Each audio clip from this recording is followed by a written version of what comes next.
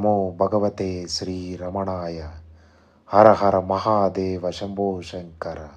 నమస్కారం మిత్రులారా. ఒక్క క్షణం ఆలోచించండి. మనం రోజు ఉదయం లేచినప్పటి నుండి రాత్రి పడుకునే వరకు దేని గురించి ఎక్కువ ఆలోచిస్తున్నాం? నా శరీరం బాగుందా? నాకు అందం తగ్గింది కాబోలు.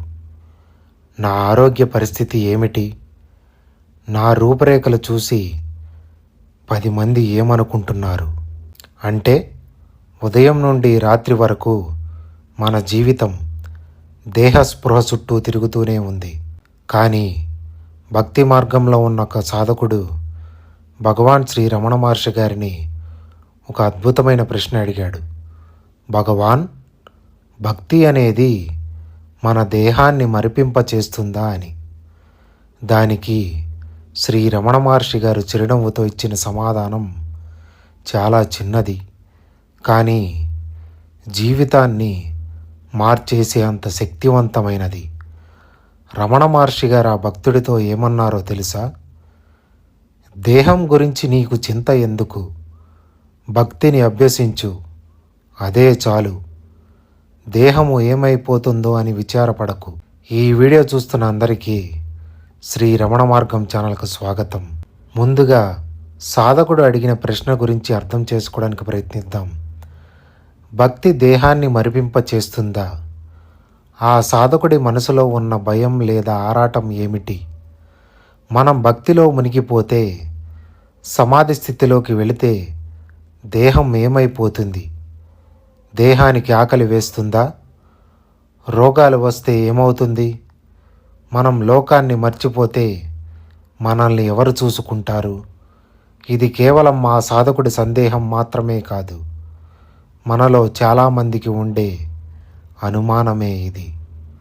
మనం రోజు భగవంతుడిని పూజిస్తాం, నామస్మరణ చేస్తాం, కానీ మన దృష్టి ఎప్పుడూ మన శరీరం మీదే ఉంటుంది. కాళ్ళు నొప్పులు పుడుతున్నాయి, ధ్యానం ఎలా చేయాలి? నాకు ఈ అనారోగ్యం వచ్చింది, దేవుడు నన్ను పట్టించుకోవట్లేదా? నేను భక్తి మార్గంలో వెళ్తే నా సంసారం, నా దేహం ఏమైపోతాయి? అంటే మన భక్తిలో కూడా ఈ నేను, నాది అనే అహంకారం, దేహాభిమానం అలాగే ఉండిపోతోంది. దేహమే నేను అనుకోవడమే సమస్త దుఃఖానికి మూలం.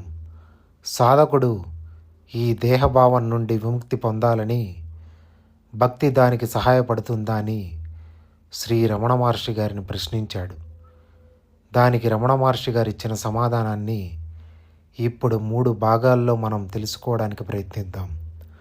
మొదటిది, దేహం గురించి నీకు చింత ఎందుకు? రమణ మహర్షి గారు చెప్పిన ఈ మాటల్లోనే మనకు సమాధానం దొరుకుతుంది. నువ్వు దేహం గురించి ఎందుకు విచారిస్తున్నావు? ఈ శరీరం నువ్వు పుట్టకముందు లేదు, నువ్వు చనిపోయాక ఉండదు. మధ్యలో వచ్చిన ఈ శరీరం నీది ఎలా అవుతుంది? నీ పుట్టుకకు ముందే ఈ దేహాన్ని సృష్టించిన ఈశ్వరుడు దేహానికి కావలసిన గాలిని, నీటిని, ఆహారాన్ని ఇచ్చే బాధ్యతను కూడా తీసుకున్నాడు. ఉదాహరణకి, ఒక కారు నడిపే డ్రైవర్ ఉన్నప్పుడు ఇంజన్ గురించి చక్రాలు ఆలోచించాల్సిన అవసరం ఉందా? లేదు కదా. అలాగే నిన్ను నడిపిస్తున్న భగవంతుడు ఉన్నప్పుడు ఈ దేహం ఏమైపోతుందో అని నువ్వు భయపడటం కూడా నిజంగా వ్యర్థం. రెండవది, భక్తిని అభ్యసించు, అదే చాలు. భక్తిని అభ్యసించు, అదే చాలు. రమణ మహర్షి గారు ఇక్కడే సూటిగా మనకి ఒక తెలివైన మార్గం చెప్పారు. నీ పని కేవలం భగవంతుడిని ప్రేమించడమే. భక్తి అంటే ఏదో పెద్ద కొండలు పిండి చేయడం కాదు. భగవంతుడి నామాన్ని మనస్ఫూర్తిగా స్మరించడం, సర్వం ఆయన లీల అని భావించడం, నీ హృదయంలో భగవంతుణ్ణి పూర్తిగా స్మరించడం. నువ్వు భక్తిలో పూర్తిగా మునిగిపోతే దేహస్పృహ దానంతటదే నశిస్తుంది. దానికోసం ప్రత్యేకంగా ప్రయత్నించాల్సిన పని లేదు. మూడవది, దేహము ఏమైపోతోందో అని విచారపడకు. మనం రోజువారీ జీవితంలో గాఢ నిద్రలోకి వెళ్ళినప్పుడు మన శరీరం ఎక్కడుందో, ఏమవుతుందో మనకు గుర్తుంటుందా? ఉండదు కదా. నిద్రలో శరీరాన్ని మర్చిపోయినప్పుడు నీకు ఏ దుఃఖము లేదు, ఎటువంటి ఆందోళన కూడా లేదు. అలాగే భక్తి అనే పరమానందంలో మునిగినప్పుడు కూడా దేహస్పృహ పూర్తిగా పోతుంది. అది భయంకరమైన విషయం కాదు, అదే నిజమైన పరమశాంతి స్థితి. రమణ మహర్షి గారు చెప్పిన ఈ మాటలకు నిదర్శనంగా మన భారతీయ సంస్కృతిలో ఎందరో భక్తుల జీవితాలు ఉన్నాయి. వాటిలో కొన్ని ఉదాహరణలు చూద్దాం. మొదటిది భక్త కన్నప్ప. కన్నప్పకు వేదాలు తెలియవు, శాస్త్రాలు తెలియవు. ఆయనకు తెలిసిందల్లా శివునిపై ఉన్న అమితమైన భక్తి. తన కంటిని తీసి శివుడికి ఇచ్చే సమయంలో తన శరీరానికి నొప్పి కలుగుతుందనే ధ్యాస కూడా ఆయనకు లేదు. అక్కడే దేహస్పృహ పూర్తిగా నశించి కేవలం భక్తి మాత్రమే మిగిలింది. రెండవది మీరాబాయి. మీరాబాయి కృష్ణుడి భక్తిలో మైమరచి వీధుల్లో నాట్యం చేసేది. రాజభోగాలు, విషపాత్రలు, లోకం ఏమనుకుంటుందో అనే భయం ఇవేవి ఆమెను తాకలేదు. కారణం, ఆమె దేహాన్ని పూర్తిగా మర్చిపోయి కృష్ణమయమైపోయింది. మూడవది శ్రీ రమణ మహర్షి గారు స్వయంగా పాతాళలింగ గుహలో ధ్యానంలో కూర్చున్నప్పుడు పురుగులు ఆయన తొడలను తొలిచేస్తున్నా ఆయనకు స్పృహ లేదు. దేహం ఉందో లేదో కూడా ఆయన పట్టించుకోలేదు. ఎందుకంటే ఆయన మనస్సు ఆత్మస్థితిలో భగవంతునిలో, ఆ పరమశివునిలో లీనమైపోయింది. ఇప్పుడు మీ మనస్సులో ఒక ప్రశ్న కలగవచ్చు. మేము సంసారులుగా ఉంటున్నాం, మా ఉద్యోగాలు చేస్తున్నాం, వ్యాపారాలు చేస్తున్నాం. మేము దేహాన్ని పూర్తిగా మర్చిపోతే సంసారం ఎలా సాగుతుంది అని.